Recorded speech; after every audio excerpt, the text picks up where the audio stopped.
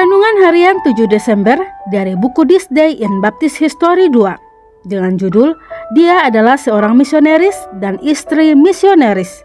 Nats yang diambil 2 Korintus pasal 11 ayat 24 sampai 33.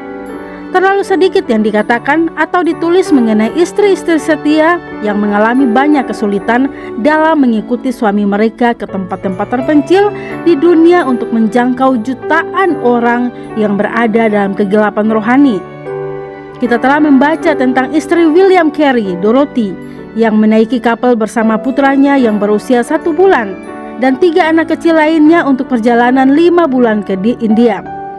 Perjuangan selanjutnya melawan disentri dan kehilangan anak menjadi terlalu berat sehingga dia mengalami keruntuhan mental dan emosional total. Anne Hazeltine Judson berlayar dari Salem, Massachusetts untuk perjalanan 4 bulan melintasi permukaan perairan luas yang tidak bersahabat. Sebuah perjalanan yang akhirnya mencapai puncak di Burma. Di sana dia sangat menderita, terutama saat dia menyaksikan Adonira mendekam di penjara sambil menderita penyakit cacar. Akhirnya suaminya menguburkan jenazahnya di Amherst, Burma, dan selanjutnya ditemani oleh Maria kecil mereka beberapa bulan kemudian. Nona Eliza S. Harris menikah dengan Hezekiah Johnson pada bulan Desember 1826. Dia dengan setia mengikuti suaminya kemanapun Tuhan memimpin mereka. Ternyata bukanlah melintasi samudra luas dan lautan yang bergejolak hingga ke benua lebar di seberangnya, namun melintasi dataran dan gurun, melalui sungai dan melewati pegunungan hingga ke wilayah barat laut yang luas. Dalam perjalanan, keluarga tersebut menderita demam kemah yang parah dan harus selalu waspada terhadap serangan pihak-pihak Indian yang sering menyerbu. Putra Eliza W.C. Johnson menulis yang berikut tentang ibunya. Selama 7 bulan yang melelahkan, dia dengan sabar berjalan dengan susah payah melintasi pegunungan dan dataran mencapai Oregon City 7 Desember 1845. Di sini dia adalah misionaris dan istri misionaris. Dengan tangan, kepala, dan hati dia bekerja keras agar suaminya dapat memberitakan Injil yang murni di lembah-lembah dan permukiman di Oregon sampai dia meninggal. Dengan caranya yang rendah hati, dia adalah penasihat dan penolong orang-orang berdosa yang berada di bawah keinsafan, pembimbing dan instruktur para petobat muda, rekan dan teman bagi umat Kristiani yang sudah dewasa, pertolongan bagi orang yang sakit, dan penghiburan bagi yang kesusahan dan membutuhkan. Dalam segala hal, keinginan besarnya adalah berbuat baik dan menjadikan dunia lebih baik. Dia terutama sangat suka menjamu para pelayan Injil yang sejati dan belajar dari mereka kemajuan kerajaan Kristus di ladang mereka. Selama beberapa tahun dia dikesampingkan dari pekerjaan aktif, namun dia sering mengatakan bahwa dia dapat berdoa kepada Tuhan untuk memohon berkat bagi pekerjaannya dan untuk pertobatan anak-anaknya, dan ini membuatnya bersukacita karena dia dapat hidup untuk berdoa. Dia memiliki pikiran yang kuat dan seorang wanita bisnis yang baik dan bekerja keras untuk membantu anak-anak dan teman-temannya. Namun di atas semuanya itu, hasratnya akan Kristus dan untuk menghormati Tuhan dalam kehidupan dan kematiannya jauh lebih besar. Hampir pertanyaan terakhirnya pada malam sebelum dia meninggal adalah tentang khotbah yang disampaikan hari itu di gereja, dan untuk mengetahui keberhasilan apa yang diperoleh dari kerja keras misionaris negara bagian.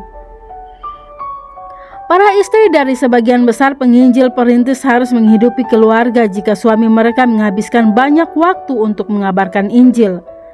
Mereka seringkali harus menangani sebagian besar urusan rumah tangga. Ketidakhadiran suami membuat mereka sangat kesulitan. Mereka tidak hanya kekurangan kenyamanan hidup, namun juga kebutuhan mendasar. Saudari Johnson mengatakan bahwa mereka seringkali tidak punya teh, kopi, atau gula karena mereka menabung sedikit untuk tujuan misi.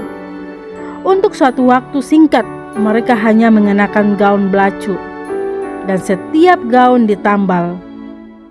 Suaminya memberikan waktunya untuk panggilan saudara-saudaranya untuk memberitakan Kristus sementara keluarganya kedinginan dan kelaparan. Seringkali saya menjadi tidak sabar dengan adanya penundaan di bandara atau penyeberangan perbatasan dalam perjalanan misioneris saya. Roh Kudus mengingatkan saya akan pencobaan yang telah dialami para hambanya dalam beberapa tahun terakhir untuk menjangkau generasi mereka dengan Injil Kristus. Pada suatu kesempatan, saat bepergian dengan kereta api dari Rumania ke Polandia, saya diganggu oleh petugas bea cukai yang akhirnya membuang koper saya ke lantai. Setelah kejadian ini yang mengganggu saya secara emosional, saya sedang membereskan kembali segalanya ketika Roh Tuhan mengingatkan saya bahwa rel kereta api yang sama ini telah menentukan tujuan ribuan orang Yahudi yang akan dimusnahkan dengan gas atau api. Saya juga teringat saudara-saudara saya yang berpergian dengan kapal layar dan kereta lembu, sementara saya melakukan perjalanan dengan pesawat dan kereta api. Saya memuji Tuhan setiap hari atas kesempatan yang Dia berikan kepada kita di generasi kita dan atas sarana luar biasa untuk menyampaikan Injil-Nya dengan mudah dan nyaman. Semoga kita sering merenungkan warisan rohani kita yang agung, tertantang oleh kesetiaan nenek moyang kita, serta mewariskan kesaksian yang luar biasa kepada anak cucu kita. Renungan tambahan Dr. Suyanto-Liau. Poin pertama, para istri misioneris patut menerima hadiah yang sama dengan suami mereka di sorga kelak. Kesusahan dan penderitaan yang mereka alami sesungguhnya tidak kurang dari suami mereka. Bahkan ada dari mereka yang harus menjalani kehamilan dalam goncangan ombak yang terus-menerus di kapal. Ada yang memandangi anaknya yang sakit sekarat dengan hati yang tersayat-sayat karena tidak memiliki obat. Kiranya melalui membaca cerita tentang mereka, wanita Kristen zaman modern lebih bersyukur kepada Tuhan dan lebih bersemangat serta lebih bergiat melayani Tuhan. Poin kedua, melalui membaca sejarah selain menambah pengetahuan, juga bisa menambah semangat serta menambah rasa syukur kita kepada Tuhan. Tanpa membaca catatan tentang usaha para misioneris dalam memberitakan Injil dan penderitaan istri mereka, kita tidak tahu betapa mahalnya nilai Injil yang telah menyelamatkan kita. Betapa hebatnya dan betapa sulitnya Injil dibawakan sampai kepada kita. Dan Yesus Kristus telah menyerahkan dirinya untuk dihukumkan menggantikan kita. Demi penderitaan Kristus tidak sia-sia melainkan bermanfaat sepenuh-penuhnya, menyelamatkan sebanyak mungkin orang. Maka marilah setiap kita yang telah memahami Injil dan telah diselamatkannya bergiat memberitakannya. Poin ketiga, saya tulis di saat sedang di atas udara dengan pesawat ANA dari Jakarta menuju Jepang transit lalu menuju Los Angeles untuk melakukan seminar di Los Angeles. Sebenarnya saya sangat lelah melakukan penerbangan 7 jam dan nanti dari Narita ke Los Angeles yang juga akan sekitar 9 jam. Namun ketika membandingkan dengan para misioneris abad 19 yang melakukan perjalanan mereka dengan kapal laut berbulan-bulan, saya sesungguhnya tidak menderita sama sekali. Kita patut bersyukur atas kemajuan teknologi dan transportasi sehingga bisa menempuh perjalanan dengan cepat dan nyaman. Dan kita harus mendorong untuk melayani Tuhan lebih efektif berkat tunjangan peralatan modern.